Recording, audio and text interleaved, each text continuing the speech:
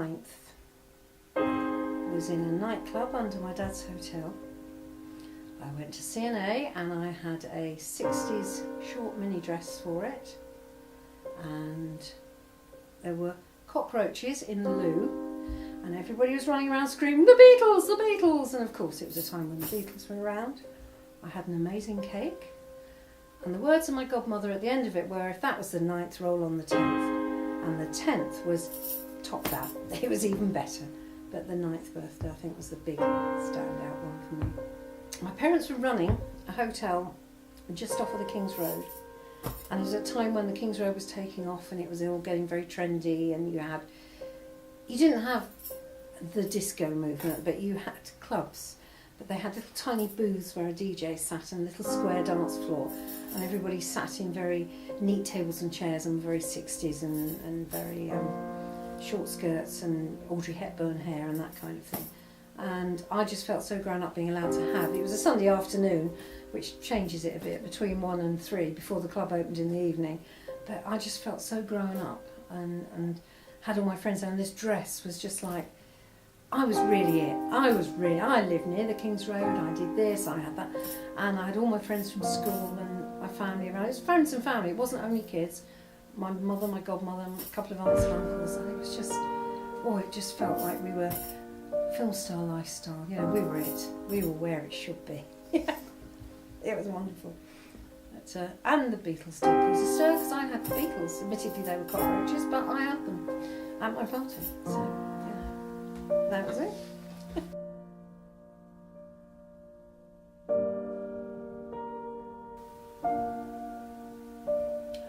Ooh, there isn't one. I will cherish forever all the memories that I've created of my life, because when I'm 195 and sitting in that nursing home, I'll go right into my head into all those memories. That'll make one big story for me to think about. That's what it'll be. Life's full of really lovely memories. Couldn't name one. I've made a point of never regretting anything. I don't want to, if I'm offered anything to do, be it even making a choice at Sainsbury's on the supermarket or having a glass of champagne or an American martini, I've made the choice thinking, I don't want to wish if I had. I wish I'd had that drink. I wish I'd gone on that date. I wish I'd caught that bus. I've tried to do it so that I don't look back. And that's what makes all the memories. It's wonderful, really.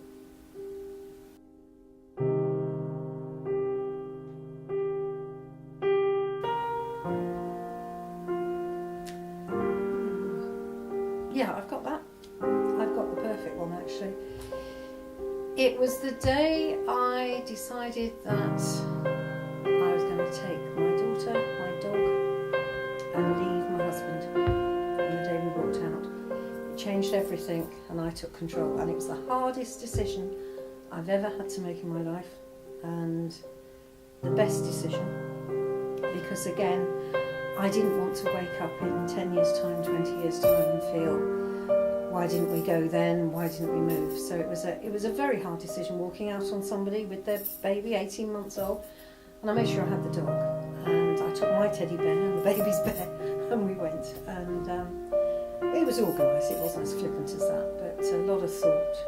But it changed the whole direction of my life, and from that move, I've ended up with another complete family and friends, and Miranda and I have.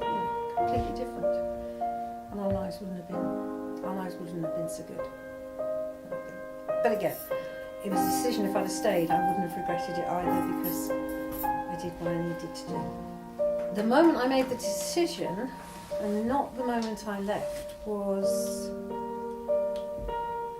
I saw myself as other people would see me, and I was sitting thinking about the situation, and I thought to myself, if this was a friend, they wouldn't be a friend. If this was a job I worked in, I'd have handed in my notice.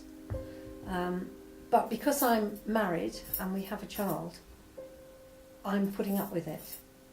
And it's suddenly, I started thinking for myself, and not as the scenario of wife, mother, and what you should follow.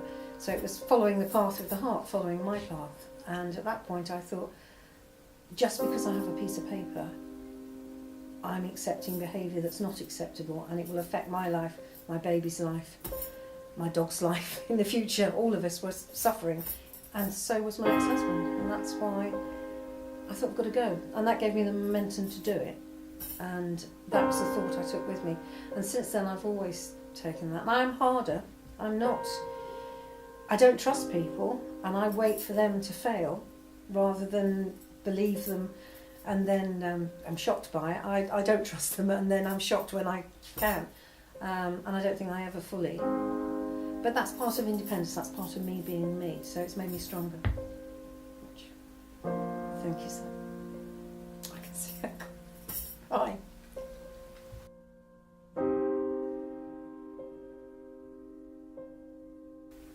To me, it's just a word. Love is how people treat you and how you treat yourself and what you think about yourself. Love is something on the surface, it's blowing up, it's people misunderstand it. I think it's a personal thing more, and you can be with somebody and you can supposedly love them, but it's not love, it's respect, it's liking, it's enjoying their a whole big remit of things, a world of things. And I suppose more than anything else, it's respect for other people, be it in whatever they do, whatever their tastes, but appreciating them for themselves. That's really what it means, not the love is and stars in your eyes, because that's an emotion, a feeling that comes and goes with music. Waterloo Bridge at sunset with your glass of champagne, that can be love, but it's the fact that those people have made the effort to be with you and what it signifies to you and to them. That's what it means. So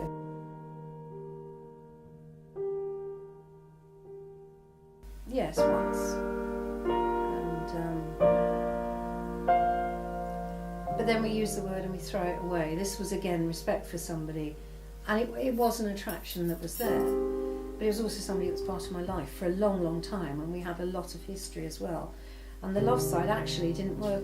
Well, it did work out and it didn't work out, because we'd known each other for so long.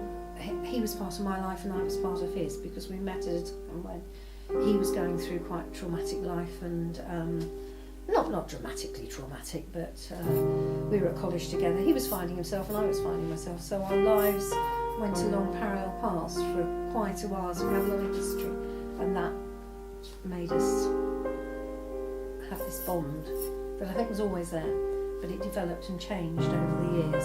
It started off with us on a tube train at 16 going to college and noticing each other, and that sort of, yeah, he's got the same character that I have, and we get the same train every morning. Then it turned out we were in the same class at college, and then we gradually got to know each other, and then getting involved with his family, which was a very strange family in a situation, but it was fun, and with my family, which were a bit weird and dysfunctional, and we had so much in common that we bonded as friends all through college. We stayed in contact, and it was years later that we actually got together, which was strange in itself, and then we drifted apart, because it was never destined to be, really, but it was a great link, a great bond that we had. But he went away, he met Miranda just after she was born, and we followed right on into our lives, and then last I heard he went back to America, and I was looking on the website, and I found he passed away. And he died and he had a heart. So we were never destined to be together. That life would never have been anyway, which we both at one point thought we might have had, which was quite interesting.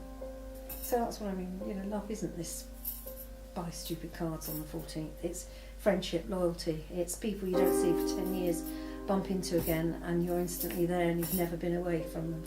That kind of thing. And it's not only people, it's places. Animals.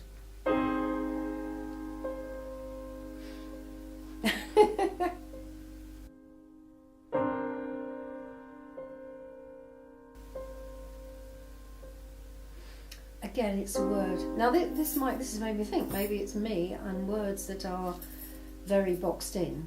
I refuse to acknowledge. Hence, I don't have to be in love or be old. It's scary when I hit 50. When I hit 60, you start. What it means to me about being old is I listen to the news and they say, oh, in 2000 and whatever, the new runway will be at Heathrow, and I think, oh, great, I'll be at, I might not be here then. And that's what started to hit in from being 60. You hear dates in the future and you think, oh, I might not be around. That's scary, and brings you up with a thought that you're eventually going to die, but not that worries me because I won't know anything about it once it happens, and I'm more worried about everybody else that's around. But being old is really a state of mind, and old and ageing is a thing that happens to everybody, but it's your state of mind and what inspires you, and you've got to continually adapt and mend and change, evolve, and then you don't get old. That's the thing. It's music you listen to, but being aware that there's different. It's me wearing Converse now. I wore them when I was 16. I'm now wearing them, but I wouldn't have worn them in my 20s or my 30s. But wearing them now makes me feel, I'm back where it is. I can wear flat shoes, but they're going to be Converse. They're not going to be granny shoes, as I would call them. And I don't feel old. It's who you mix with, it's what you do, it's how you approach life, and it's change, constant change you have to have. And then you don't grow old as such. So I like being the age I am now because I don't give a flying fig anymore. That's good. I spent years not wanting to tell somebody how I felt, not wanting to, scared of rejection because you've got, if it doesn't happen or whatever. Now I think, oh, sod it, I'll tell them because, life's too short, I might not be here tomorrow, and I don't want it to go without having told them that. I won't wait in queues anymore. I'll leave shopping loads of trolleys in the supermarket, and I'm liberated. I think, I'm not queuing up anymore, I'm not wasting the time I've got. If a bus is crowded, I won't fight to get on it. I'll be late for work, and I don't care. It's lovely, it's liberating. So that's my equivalent of the lady in the purple hat and the whatever. So that's the good side about being old. You can tell anything, do anything. I'm me, whatever age.